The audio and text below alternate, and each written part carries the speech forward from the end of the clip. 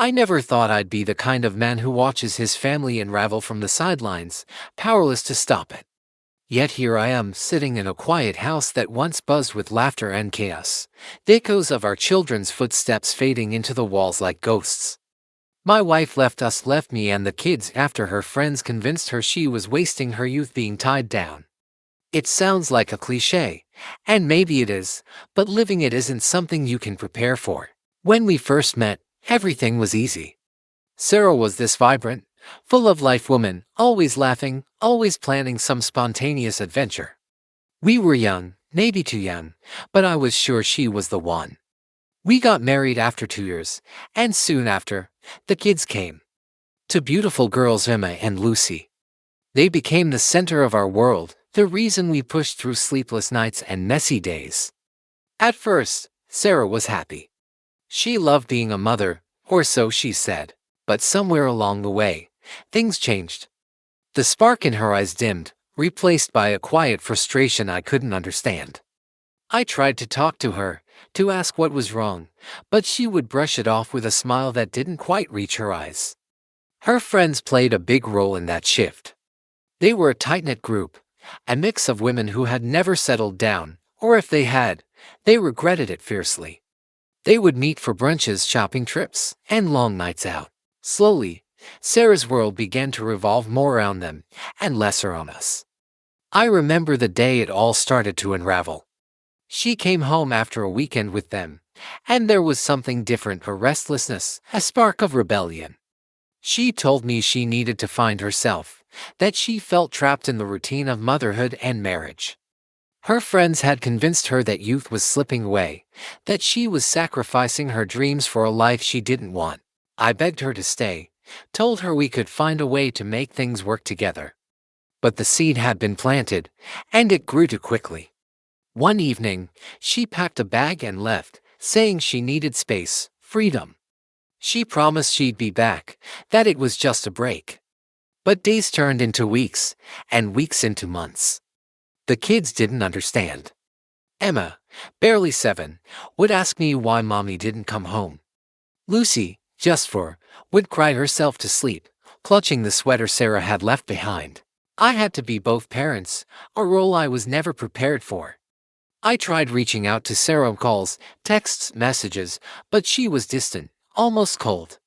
I learned she was living in a different city now, pursuing things she never told me about. It felt like she was building a new life, one that didn't include us. There were moments I wanted to hate her, to blame her completely for the mess our family became. But love doesn't vanish overnight. I still saw her in the little things, the way Emma smiled, the way Lucy hummed a lullaby Sarah used to sing. It was clear she was missing, even if she wasn't here. I won't pretend this story has a neat ending. It doesn't. I'm still learning how to be a father alone, how to explain to my daughters why their mother left without making them feel abandoned. I'm trying to find peace with the fact that sometimes, love isn't enough to keep people together. But every day, I hold my girls a little tighter, telling them they are enough, that they are loved even if one of the people who should love them the most isn't here right now. The mornings became the hardest. Waking up to a quiet house, with only the soft breaths of Emma and Lucy beside me, was a painful reminder that Sarah wasn't coming back.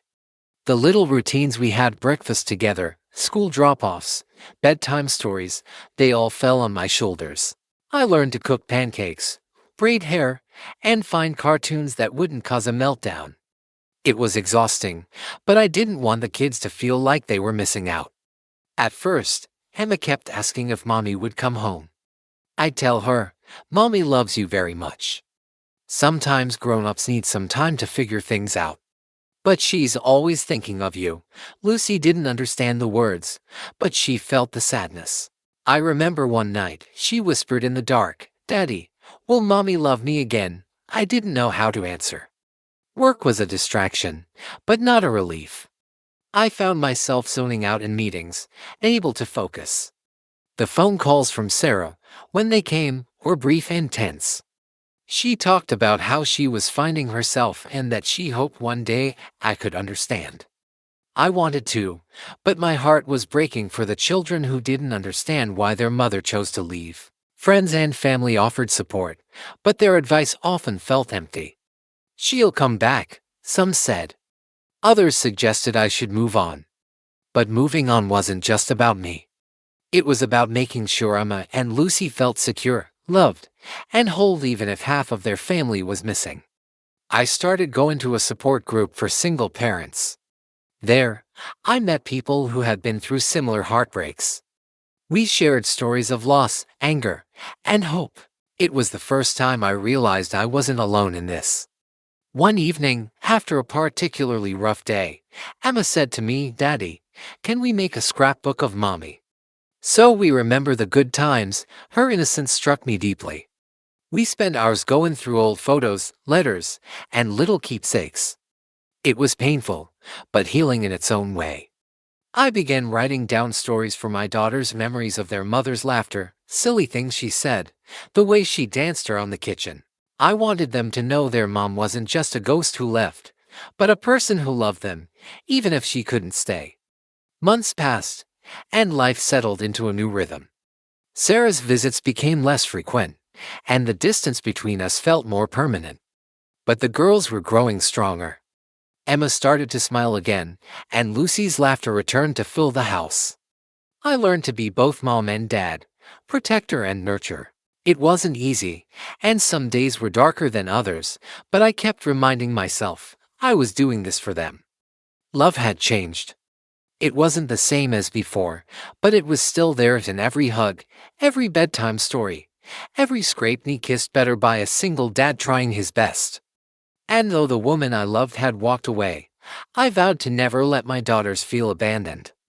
As the years went by, I watched Emma and Lucy grow into remarkable little humans.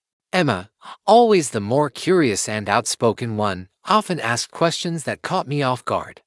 "Why doesn't Mommy live with us anymore?" she would ask, eyes wide and searching. I learned to be honest without hurting her. I told her that sometimes adults make choices that are hard to understand, but that it wasn't because she or Lucy did anything wrong. Lucy, quieter and more sensitive, had her own way of dealing with it. She clung to me more, often seeking comfort in my arms when the silence felt too heavy. I made sure to create little rituals: Sunday pancake mornings, bedtime stories with silly voices, and movie nights filled with popcorn and laughter. Those moments were sacred, anchors in a world that felt so uncertain.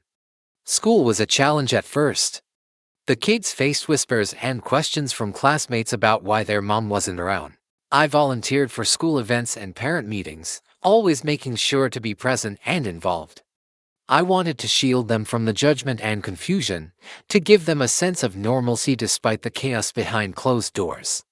Sarah's absence was a shadow over everything, but we learned to live with it. Occasionally, she would send a letter or a card, usually on birthdays or holidays. The kids treasured these gestures, even if they came wrapped in confusion and unanswered questions. I never discouraged those connections. I knew they needed that link to their mother, even if it was fragile. One summer, when Emma was 10 and Lucy 8, Sarah showed up unexpectedly at the park. I was there with the girls, chasing Lucy around the swings. I saw her before the kids did, standing awkwardly by the bench, watching us from a distance. My heart pounded in a mixture of hope and fear. I approached her cautiously, unsure of what to say. "Hey," I managed, voice steady but soft. She looked tired, older than I remembered. "Hi," she replied, eyes filled with something I couldn't quite place. The girls noticed her then, and their faces lit up with surprise and hesitation. Emma ran over first, wrapping her arms around her mother. Lucy followed shyly, holding tightly to my hand. Sarah stayed for a while, playing with the kids and trying to reconnect. But by the end of the day, it was clear the past couldn't be erased. The years apart had created distance neither of us was ready to bridge. After she left again, the house felt emptier than ever. But the visit also brought a strange sense of closure. It was a reminder that while people can change and choose different paths, the love for their children doesn't disappear overnight. I realized then that my role wasn't just to be a single parent, it was to be the constant in their lives, the safe harbor in the storm. I promised myself that no matter what happened with Sarah, Emma and Lucy would never feel abandoned by me. Life didn't go back to what it was, and it never would. But in its place, something new grew: resilience, understanding, and a different kind of love. Not perfect, not easy, but real. And that was enough. Time passed, and the weight of Sarah's absence settled into a dull ache rather than a sharp wound. The girls grew older, and with each passing year, the questions became more complex. Emma, now entering her teenage years, started to push against the boundaries I set, sometimes acting out, sometimes retreating into silence. I knew part of it was normal, but I also saw the invisible thread of abandonment woven through her heart. One night, after a particularly heated argument, Emma stormed out of the house and slammed the door behind her. I sat alone in the dark kitchen, the silence pressing down on me. My mind raced. Was I failing her? Could I have done something differently? The doubt gnawed at me. When she finally came back, tears streaming down her face, she confessed the truth I'd feared. I hate that she left us. I hate that she didn't fight to stay. I hate feeling like I wasn't enough. I pulled her close and whispered, "You are more than enough." She leaving was about her, not you. You are loved every single day. Those were hard conversations, but they became the foundation of our healing. I encouraged Emma and Lucy to express their feelings, to be angry, sad, confused, whatever they needed to be. We started family therapy, which opened doors to conversations we'd been avoiding. It wasn't a fix-all, but it helped us understand the scars and the strength beneath them. Sarah remained a complicated figure in our lives. She sent sporadic messages, sometimes apologetic, sometimes distant. We never managed to rebuild the closeness the girls longed for, but they knew she loved them in her own way, even if she couldn't be the mother they needed. Meanwhile, I learned to balance being both mom and dad, disciplinarian and comforter. I missed her terribly sometimes, the woman I married, the mother of my children, but I also grew into a version of myself I hadn't known existed. Resilient, patient, fiercely protective. One quiet afternoon, Emma came to me with a drawing. It was a family portrait and just the three of us. Underneath, she'd written, "Strong." Together. I smiled, tears prickling. "Yes," I said. "We are." That's the story I hold on to, a story not just of loss, but of love that endures beyond absence. A story of a family reshaped but unbroken. And in the end, maybe that's what matters most. High school brought new challenges. Emma, fiercely independent now, wrestled with the legacy of her mother's absence in ways I hadn't anticipated. Sometimes she pushed me away, acting like she didn't need anyone, while other times, she'd break down, overwhelmed by feelings she couldn't name. Lucy, younger but equally affected, struggled to find her own voice amidst the chaos. She was quieter, more cautious, afraid, I think, of being left behind again. One evening, after a long day, Emma slammed her bedroom door and shouted, "Why did she leave us? Why did she choose her freedom over us?" Her voice cracked, and I felt the raw pain beneath her anger. I sat beside her and said, "Sometimes, people make choices because they're trying to find themselves. That doesn't mean they love you any less. It's hard, but it's not your fault." She looked at me, tears shining in the dim light. "It just hurts so much, I know," I whispered. "But you're not alone. I'm here. We're here together." Slowly, we learned to navigate the complicated emotions. Family therapy continued, and the girls found ways to express what they felt through art, writing, and conversations. They weren't perfect, and neither was I, but we were healing. Meanwhile, I found solace in small things, coaching Lucy's soccer team, helping Emma with her college applications, learning to cook new recipes when dinner was just the three of us. The house felt fuller again, even without Sarah. Years passed, and the wounds, while still present, softened. The girls grew into strong, compassionate young women, shaped by love and resilience. One afternoon, Emma told me she wanted to visit Sarah, not to fix anything, but to understand. It was a big step, and I supported her. I knew the journey wasn't about reconciliation, but about closure. When they returned, Emma was quiet but seemed lighter. It wasn't perfect, she said, but I needed to see her, to ask the questions. Lucy, too, found her own ways to cope. She pursued art, painting emotions she couldn't put into words. I saw glimpses of Sarah in her brush strokes, wild and free. Through it all, I realized love doesn't always look like the stories we imagine. Sometimes, it's imperfect, messy, and painful, but it's still love. And as I watched my daughters grow, I knew that despite everything, we were stronger than the fractures in our past. We were a family. Different, but whole. Emma's departure for college was a milestone, both proud and bittersweet. Watching her pack her bags, I felt a swell of pride mixed with the quiet ache of an empty nest. She was ready to carve her own path. Strong and determined, a testament to the resilience we'd built together, Lucy stayed behind, blossoming into a thoughtful and creative soul. Her art continued to flourish, and I often found myself marveling at the way she expressed herself, colors and shapes telling stories words couldn't capture. Our family dynamic had shifted again. Sarah's presence was a distant memory, replaced by the bonds we'd forged through hardship and love. I still thought about her, wondered if she regretted leaving or if she found the freedom she sought. But those questions no longer consumed me.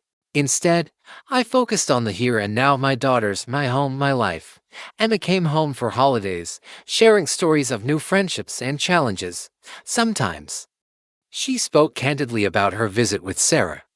How complicated it was but necessary. I admired her bravery in facing those emotions head-on. Lucy graduated high school with honors, her art showcased in local galleries. At her graduation, I gave a speech not just as her father, but as a witness to her journey through uncertainty and healing. Life moved forward. There were moments of joy, setbacks, and quiet victories. I learned that family isn't defined by who stays or leaves, but by who shows up through every trial and triumph. Looking back, the pain of Sarah's departure never fully vanished, but it became part of our story, of a chapter that taught us about love, loss, and the strength to keep going. And as I watched my daughters step confidently into their futures, I knew that despite the wounds, we were whole. Because sometimes, the most broken beginnings lead to the strongest endings. As the years went by, I found myself reflecting often on how life had unfolded. Sarah's decision to leave was a fracture in our family, but it also became a catalyst for growth, painful, yes, but transformative. I realized that love isn't always about staying. Sometimes, it's about letting go, even when it hurts, to allow everyone the chance to find themselves. That understanding didn't erase the nights I lay awake wondering if I had done enough, or the moments when the silence in the house felt unbearable. But it did bring peace. Emma and Lucy grew into women I admired deeply. Emma, with her fierce independence and compassionate heart, often reminded me of Sarah's spirit, but tempered with the wisdom that only hardship can teach. Lucy's art became her voice, a vivid tapestry of emotion and experience that told a story only she could tell. Family gatherings were smaller now, quieter, but filled with a kind of love that was harder won. Sarah remained a distant figure, her visits sporadic and brief, but never without significance. We all learned to navigate that fragile balance, honoring the past while embracing the present. One evening, as I sat alone after the girls had gone to bed, I found myself writing. Words poured out, a letter to Sarah I never intended to send, reflections on love, loss, and the unexpected paths life takes. In that moment, I understood something vital: family is not perfect. It's messy, complicated, and sometimes painful. But it's also resilient, forgiving, and enduring. And as long as we hold on to love in whatever form it takes, we find our way forward. The years kept moving forward, relentless and steady. Emma and Lucy each found their own rhythms, their own ways to navigate the world, shaped by the absence of their mother and the presence of a father who tried his best. I often thought about what Sarah's life looked like now. Was she truly free? Did she find the joy and youth she chased? Sometimes, I wrestled with anger at her, at the situation, but more often, I found myself hoping she found peace. Because as much as her leaving hurt, I never wanted bitterness to consume me. I owed that much to my daughters and to myself. The girls grew into remarkable young women. Emma, with her passion for justice and unwavering loyalty to those she loved, often took on the role of protector, fiercely guarding Lucy and me. Lucy, with her quiet strength and artistic soul, expressed feelings that words couldn't capture. Together, they were a reminder of resilience. Our family dinners were a mix of laughter, debates, and sometimes tears. We shared stories about our past, acknowledged the pain, but also celebrated the bonds we'd forged through it all. Sarah remained a complicated chapter, sometimes a memory, sometimes a distant visitor. We never forced the connection, allowing the girls to decide how and when to engage with her. It wasn't perfect, but it was honest. And through it all, I learned that family isn't just about who stays or leaves. It's about the love that persists despite the fractures, the commitment to show up for one another no matter what. In the end, I realized that freedom and love aren't always at odds. Sometimes they coexist in messy, imperfect ways, and that messy, imperfect love was ours.